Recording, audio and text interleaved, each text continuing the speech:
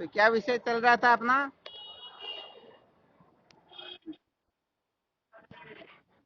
संसार को बनाए रखकर कभी भी सत्य का साक्षात्कार नहीं किया जा सकता। यही चल रहा था ना। हम्म। कल क्या सुनाया था इसमें?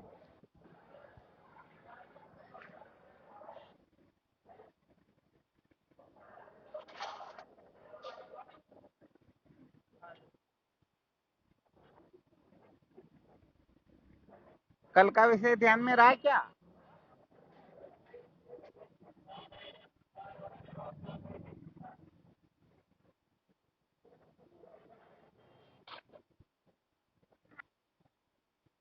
कोई बोल ही नहीं रहे, क्या बात हुई?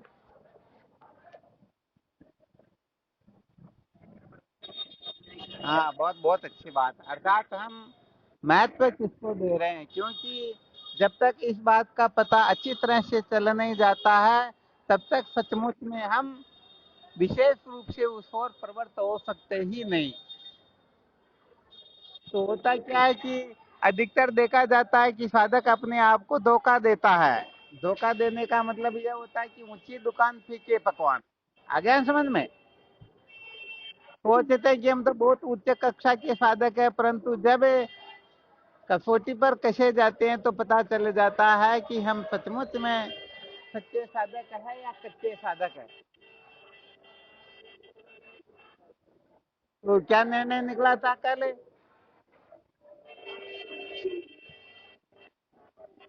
कुल मिलाकर के जो अविद्या के बंधन से मुक्त होने को महत्व देंगे, सचमुच में वे चाहे कच्चे साधक हो फिर भी सच्चे साधक हो जाएंगे। और जो अविद्या निवृत्ति को मुक्त न दे करके अपने मन की वासनाओं को महत्व देंगे, मन की कल्पनाओं को महत्व देंगे, तो अंततो गत्वा क्या होगा? वो सच्चे साधक होंगे फिर भी कच्चे ही हो जाएंगे। बिल्कुल सत्य है ना। हाँ, तो वास्तविकता यही होती है कि सर्वप्रथम अपने को अच्छी तरह से निरीक्षण परीक्षण समीक्षण कर लेना चाहिए। अर्थात इस मन को बारंबार यही पूछना चाहिए, बारंबार इसका अवलोकन करना चाहिए कि सचमुच में ये चाहता क्या है, इसके जीवन का लक्ष्य क्या है, ये किसको देख करके आनंदित होता है, किसको देख कर सदा देखे रहना चाहता है, किसको सुनने के बाद में वो दूसरे को सुनने की इच्छा नहीं करता है। तो इस प्रकार से शब्द स्वरूप रसगंध इनका अवलोकन करके हम निर्णय ले सकते हैं कि सचमुच में ये मन परमात्मा को महत्व देता है अथवा संसार को महत्व देता है। ठीक है ना?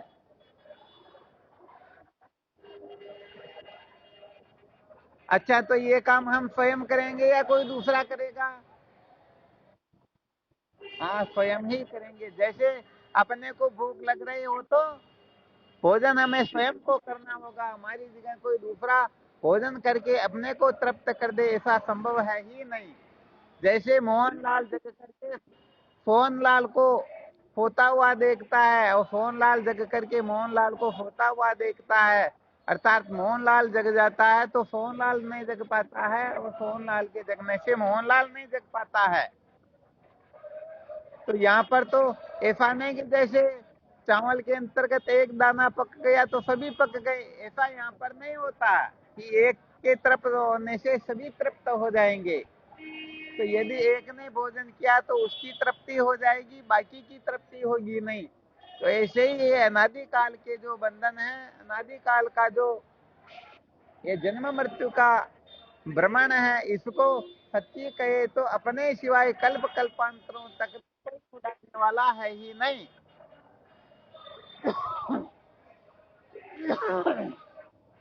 तो यहाँ पर कुल मिलाकर के यही सिद्ध हो जाता है कि अपने को स्वयं को पुरुषार्थ करना होगा। यहाँ पर भी केवल और केवल मात्र अविद्या की निवृत्ति के लिए अपने को स्वयं को पुरुषार्थ करना है। बाकी अवस्थाओं में हम कुछ भी करें, कैसे भी करें, सब चल जाएगा। परंतु अविद्या की जो निवृत्ति है, यहाँ पर रहस्य और बता देते हैं। हकीकत ये होती है कि हमने ही इस बंधन को स्वीकार किया है। क्या किया? हाँ, इस बंधन को स्वीकार करने वाली हम ही हैं, हमारे सिवाय और कोई है नहीं।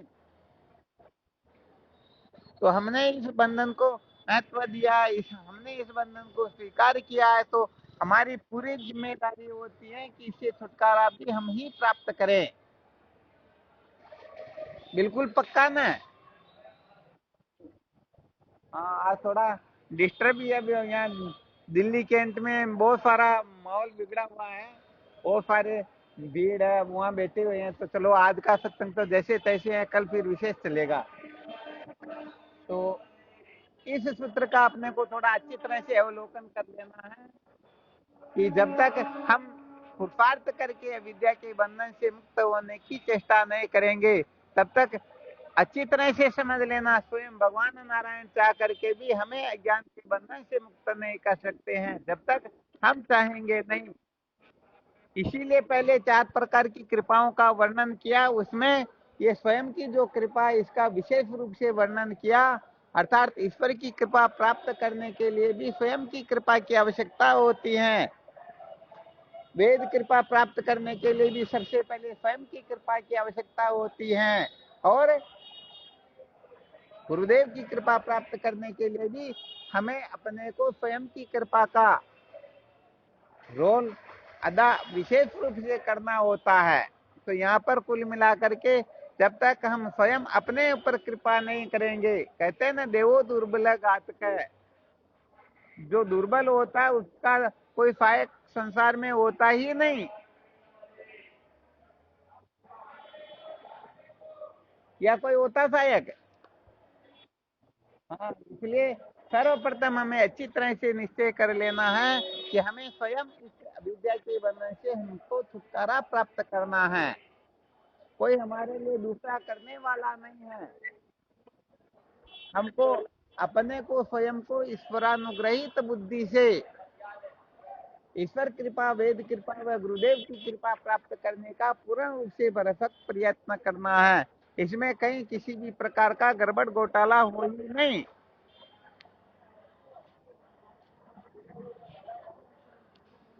अच्छा, विचार करके देखो, जब ये निश्चय हो जाए अविद्या के बंधन से छुटकारा ये अपने जीवन का लक्ष्य है, तो बताओ, यदि लक्ष्य सच्चा होगा तो संसार में उनको कोई भटका सकता है क्या?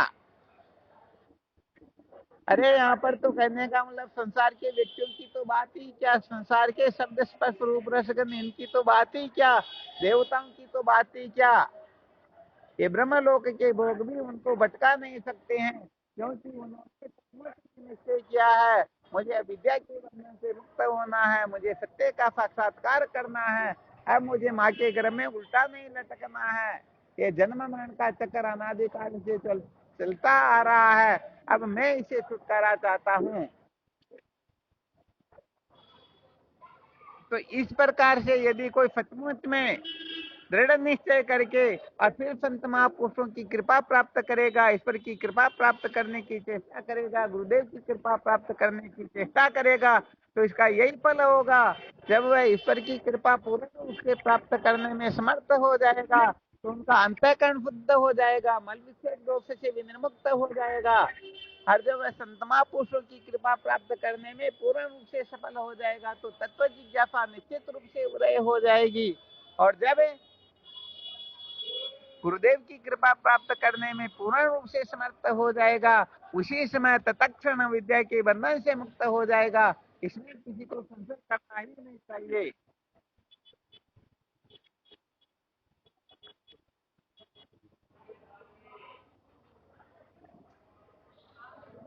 ठीक है ना?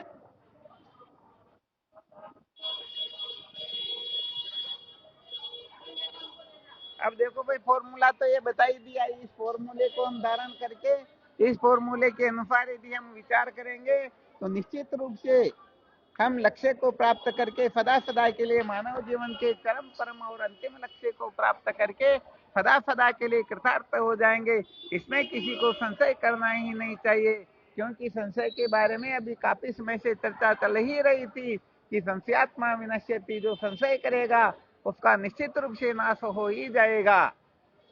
तो यहाँ पर थोड़ा परिमार्जन और कर देते हैं। ये ईश्वर कृपा जो होती है ना, यदि किसी को ईश्वर की कृपा प्राप्त नहीं हुई है और संतों की कृपा सहज ही प्राप्त होने लग गई, तो समझ लेना चाहिए ईश्वर की कृपा की अलग से आवश्यकता है ही नहीं, क्योंकि संत ही ईश्वर का नित्य अवतार होते हैं। अतः संत महापुरुषों की कृपा से अंतःकरण भी शुद्ध हो जाएगा, तत्व जिज्ञासा भी जागृत हो जाएगी। हाँ, ये अवश्य है कि यदि कोई ईश्वर कृपा प्राप्त करके फिर देख ले अब मुझे संतों की कृपा की आवश्यकता नहीं है, गुरुदेव की कृपा की आवश्यकता नहीं है, तो सच्ची बात यह है वह निश्चित रूप से भटकेगा। हाँ, ये थोड़ा क्रम अच्छी तरह से अपने को समझ लेना। यदि ये नहीं समझ पाएंगे तो भी बड़ा गड़बड़ घोटाला हो जाएगा। जैसे कहने का मतलब कोई राष्ट्रपति की कृपा प्राप्त कर ले तो न तो उसे मुख्यमंत्री की कृपा प्राप्त करने की आवश्यकता होती है, न किसी कलेक्टर की कृपा की आवश्यकता होती है।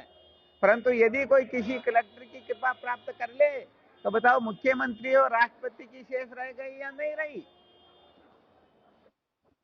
हाँ, ऐसे कोई मुख्यमंत्री की कृपा प्राप्त कर ले तो फिर कहने का मतलब कलेक्टर की कृपा प्राप्त करने की आवश्यकता तो नहीं है, परंतु राष्ट्रपति की कृपा की आवश्यकता निश्चित रूप से शेष रह ही जाती है। तो शायद यह विज्ञान समझ में आ गया होगा जिनको सचमुच में ब्रह्मवेता गुरुदेव का सानिध्य प्राप्त हो गया, भले उनका अंतःकरण शुद्ध न हो, भले ही तत्व की जिज्ञासा जागृत नहीं हुई हो, परंतु यदि ब्रह्मवेता महापुरुषों की कृपा प्राप्त करने में कोई सफल हो गए तो सचमुच में उनको ईश्वर कृपा का और संतों की कृपा का समस्त फल निश्चित रूप से प्राप्त हो ही जाएगा। तो इस क्रम का भी अपने को विशेष रूप से ध्यान रखना है। इसका ध्यान रखते हुए हमें कुल मिलाकर के असुते रामर्ते कलम नयद वेदांत चिंतिया, जागने से लेकर के सोने तक, जन्म से लेकर के मृत्यु तक आत्मा तत्व का, वेदांत तत्व का चिंतन करते ही रहना है। आ गया समझ में? हाँ, तो ये थोड़ा विशेष सूत्र है। तो ये सारा का सारा तो सचमुच में सफल तब ही होगा जब मूल में हम जन्म मरण के चक्कर से छुटकारा चाहते हैं या नहीं चाहते हैं, अर्थात हम सत्य का साक्षात्कार करना चाहते हैं या नहीं चाहते हैं। यदि कोई सत्य का साक्षात्कार चाहता है तो वह सब कुछ कर लेगा, और नहीं चाहता तो सचमुच में वह कुछ कर पाएगा ही नहीं। इस बात को अच्छी तरह से समझ लेना चाहिए। ठीक है ना? अरे भाई, जिनको कश्मीरी नहीं जाना है तो बताओ वह कश्मीर के बारे में जानकारी प्राप्त करेगा क्या?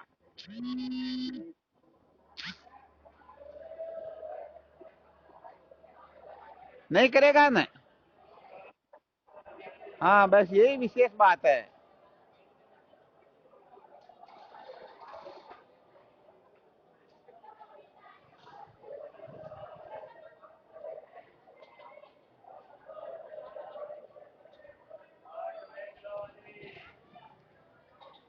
तो ये तो आवश्यकता आविष्कार की जननी हुआ करती है। यदि आवश्यकता है तो निश्चित रूप से क्या होगा, हम उस ओर प्रवृत्त हो जाएंगे। और यदि आवश्यकता ही नहीं है तो सचमुच में हम प्रवृत्त होंगे ही नहीं।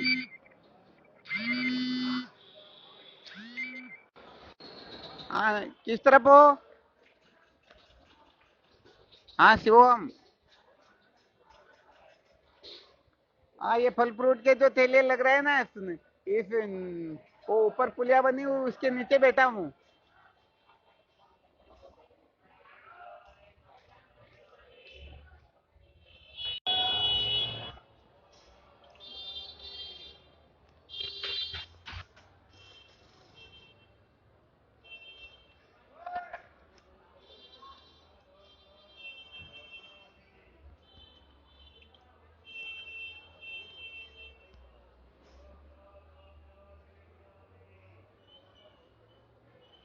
हाँ शिवम,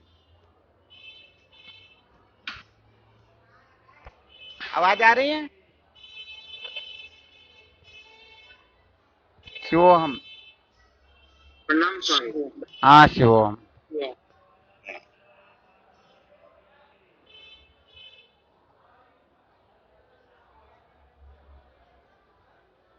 तो ये जो विषय प्रस्तुत किया गया है इसके बारे में साधकों को सर्वाधिक चिंतन करना, यहाँ पर सर्वाधिक विचार करना, यहाँ पर अच्छी तरह से निश्चय करना है कि सचमुच में हम इस प्रकार से इस विधि से सनातन सत्य का साक्षात्कार करना चाहते हैं अथवा अपनी मन मर्जी से करना चाहते हैं। यदि मन मर्जी से करना चाहते हैं तो सच्ची बात यह है कि वह कभी भी सत्य का साक्षात्कार कर नहीं सकेंगे, क्योंकि प्रत्येक वस्तु को प्राप्त करने का विज्ञान हुआ करता है। उसको छोड़ करके कोई कुछ भी करता है तो उसे सचमुच में फल सिद्धि प्राप्त होती ही नहीं। ठीक है ना? ठीक है सर। हाँ, क्योंकि बात यह कि जैसे किसी वस्तु को देखना हो तो इसका जो विज्ञान होता है ना, उसके अनुसार यदि कोई करे तो ही उसे फल मिलेगा। कोई आंख को बंद करके किसी वस्तु को देखना चाहे तो बताओ देख सकता है क्या? नहीं देख नहीं देख सकता ना। नहीं देख हाँ, तो ये थोड़ी विशेष बात है। इसका अपने को अच्छी तरह से अवलोकन करना है, ध्यान रखना है।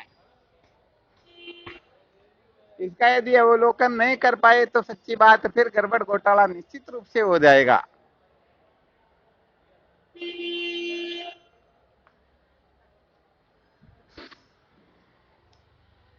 अच्छा, इसमें किसी को कोई संशय हो, कोई शंका हो?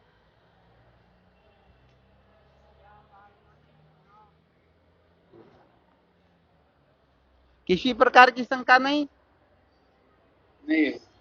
हाँ, तो नहीं है बिल्कुल। गुरुदेव। हाँ, इसमें तो सचमुच में शंका करनी ही नहीं चाहिए, क्योंकि ये तो सिद्धांत है और सिद्धांत का खंडन करने की सामर्थ्य किसी में है ही नहीं, क्योंकि ये तो सनातन सनातन सत्य है। सनातन सत्य को नकारने की सामर्थ्य कोई रख सकता ही नहीं। आ गया समझ में? जी।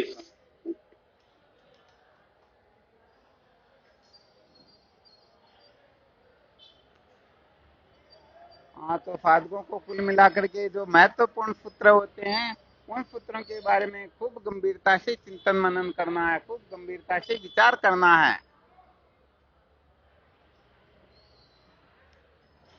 और ये विचार ही अपने को विद्या के बंधन से मुक्त करता है। विचार के सिवाय और कोई साधन है ही नहीं। आ गया समझ में? जी जी। हाँ, ये वास्तव में सचमुच में विशेष बात है। केवल और केवल मात्र साधक को सबसे अधिक विचार को महत्व देना चाहिए, क्योंकि अविचार से ही बंधन होता है। अविचार कृतो बंध विचारेण निवर्तते तस्मात् जीव प्रात्मानो सर्वदेव विचार्यते। अर्थात ये अविचार का किया हुआ बंधन केवल और केवल मात्र विचार से ही निवृत्त होता है। इसके सिवाय और कोई साधन है ही नहीं। तो अपने को सबसे अधिक महत्व देना है विचार को। इस विचार से ही अविद्या की निवृत्ति होगी, अविचार की निवृत्ति होगी। आ गए समझ में? जी। अच्छा, आप लोग इसमें कोई शंका तो करते ही नहीं हो, क्या बात है? कोई शंका करनी चाहिए ताकि कोई विशेष रहस्य और निकले। साधकों को तो बहुत अलर्ट रहना चाहिए।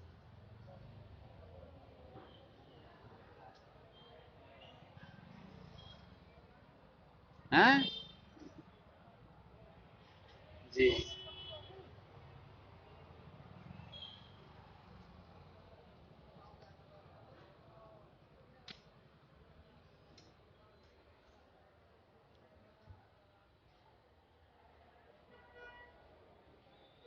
चलो, बहुत बहुत अच्छी बात है। तो आज का क्या मुख्य विषय रहा? क्या विशेष रूप से सूत्र सुनाया था? किसका महत्व बताया? शिवम हाँ, प्रयत्न शिवम। करना। किसका बताया? शिवम को पुरुषार्थ करना है। हाँ, केवल और केवल मात्र पुरुषार्थ का ही काम है। कुल मिलाकर के संसार के भोग पदार्थ जो है, ये कहने का मतलब प्रारब्ध से प्राप्त होते हैं, परंतु हम इनके पीछे अपने सारे समस्त पुरुषार्थ को लगा देते हैं। बहुत बड़ी मूर्खता होती है, बहुत बड़ी नासमझी होती है। जो वस्तु हमें अनायास ही मिलने वाली होती है उसी के लिए हम अपने पूरे जीवन को खपा देते हैं। और जिस वस्तु को प्राप्त करने के लिए केवल और केवल मात्र पुरुषार्थ की आवश्यकता होती है, हम उस ओर ध्यान देते ही नहीं। यही कारण है कि हम अनादिकाल से भटक रहे हैं। आ गया समझ में? जी जी। हाँ, तो यहाँ पर साधकों को खूब मंथन करना है, खूब विचार करना। और इस रहस्य को और विशेष रूप से समझने के लिए योग वासिष्ठ के मुमुक्षु प्रकरण का खूब स्वाध्याय करना चाहिए। 1 नहीं 2 नहीं 3 नहीं 10 बार जितना हम गहराई से समझना चाहिए, अथवा सचमुच में सच्ची जिज्ञासा जागृत न हो तब तक ऐसे ग्रंथों का, ऐसे सूत्रों का हमें अवलोकन करते रहना चाहिए, खूब मंथन करना चाहिए।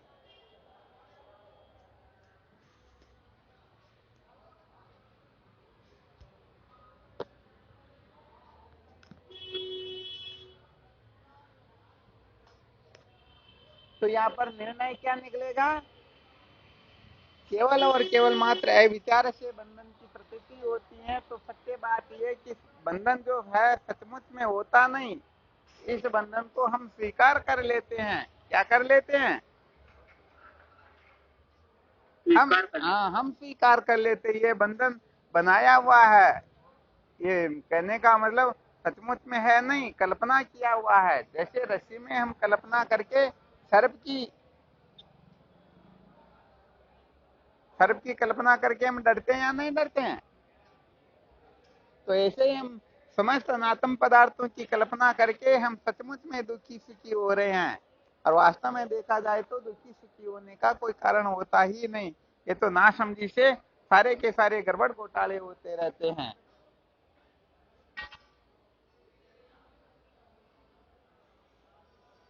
अच्छा, कोई योग वासिष्ठ के मुमुक्षु प्रकरण का वर्तमान में स्वाध्याय करने वाला साधक है कोई?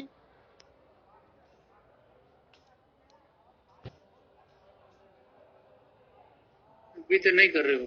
अभी तो नहीं करे है ना। चलो, बहुत अच्छी बात है। वैसे देखा जाए तो अभी नहीं तो कभी नहीं, जब तक जिज्ञासा जागृत न हो, सचमुच में सच्ची जिज्ञासा जागृत न हो, तब तक तो हमें अपने को कहने का मतलब, हाँ, किसी के भरोसे नहीं बैठाना चाहिए, और ऐसे ही अपने को फालतू समय भी बर्बाद नहीं करना चाहिए।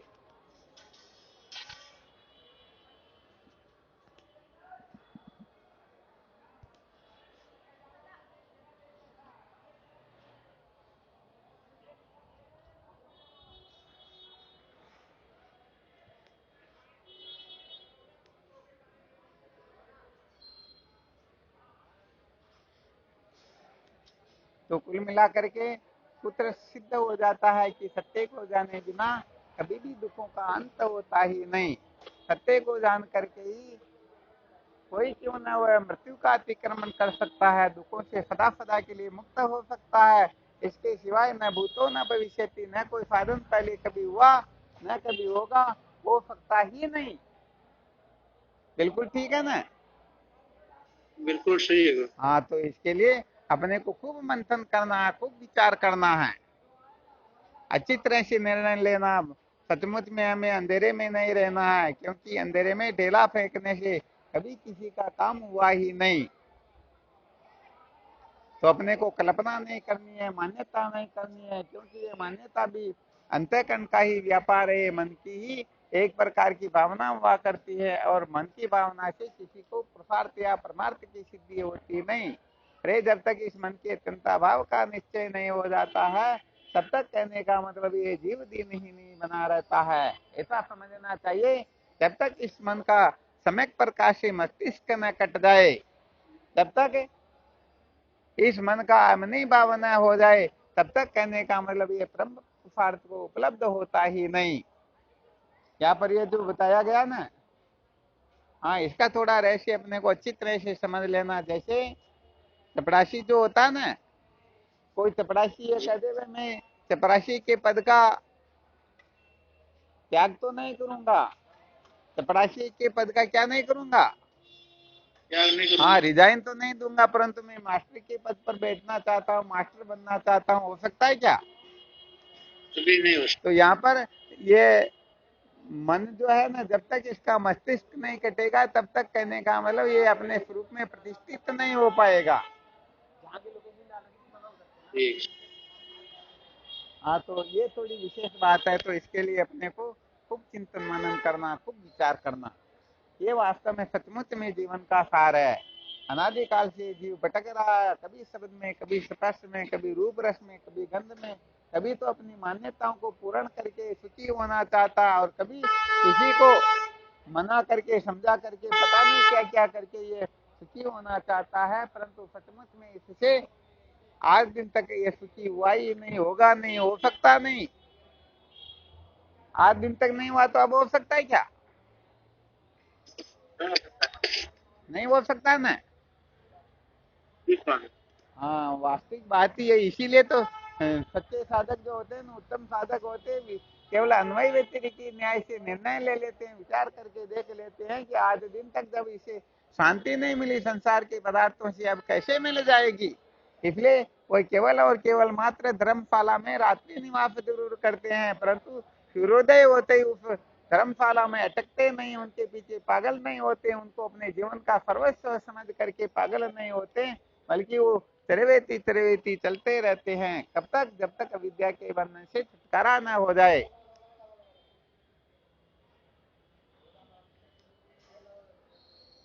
ठीक है ना?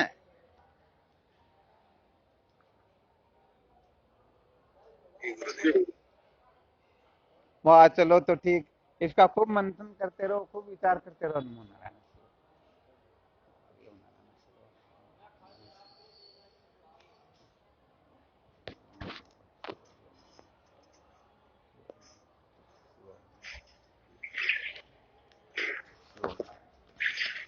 तो कुल मिलाकर के यही सिद्धांत है। इस सिद्धांत का अपने को खूब मंथन करना है, अवलोकन करना है, विचार करना है, और इसी में अपने को प्रतिष्ठित हो जाना है।